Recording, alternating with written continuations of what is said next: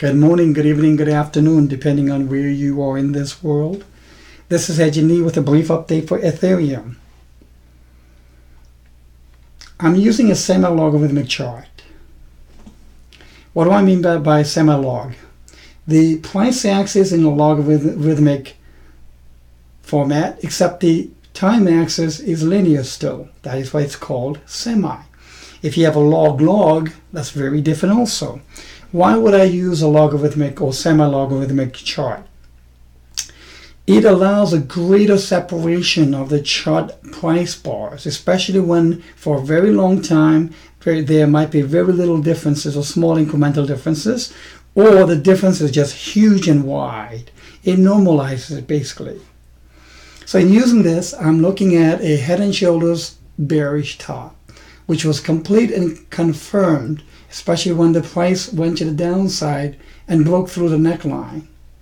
The vertical line that goes from the top of the head to the neckline is being used at the minimum price run. It's not called a minimum for no reason. That means it's likely to be exceeded, and I think that's exactly what's going to happen here.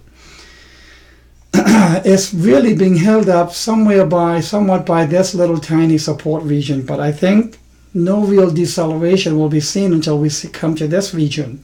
What does this region show? It shows a price range of $53 to $31. Yes, it can go to the $53 to $30 region. If this news, bad news, is going to piss you off, make you angry, then unfortunately you've got the issue of shooting the messenger instead of the accountability. Is Ethereum dead? No.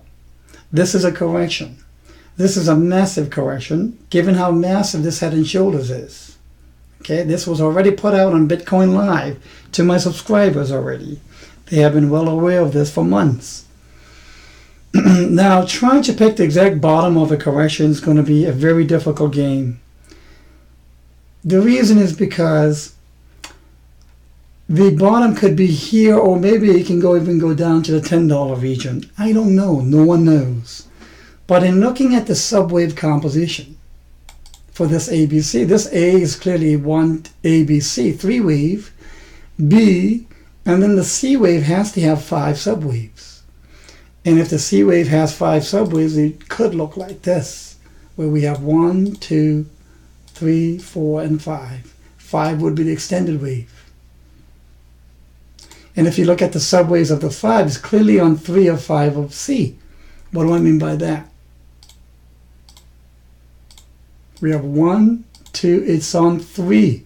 Somewhere on 3, maybe somewhere along this side, at around $81 or so, get a bounce and finish down to the region of this support. Whether it be here or here or whatever, I don't know. No one knows the exact positioning of it. If you do, let me know. And I'll tell you it's wrong, most likely. I'm not aiming for the precision hit. Not at all. I'm only aiming for the generality of it. That's why I don't pick a certain point and say buy, buy, buy. Yeah, that's nuts. I don't know where the region is, so I would ladder into this, so to speak. So having said that, I believe there are lower lows for Ethereum to come, and the rationale that I present here is based on Elliott waves and the chart pattern. Minimum is hit, sitting there right now, just about, at around 104. And I think 3 will end somewhere here again. That'll be in the 80s, 80, 81, 85, 79. We'll get a bit of a bounce, and then it'll likely continue down to this region. And again, I said this can go from 53 to 31. So this blue circle gives you that region pretty much. Okay, I hope you found this to be helpful. I hope it helps you to gain awareness, because awareness can keep the panic away. Have a good day.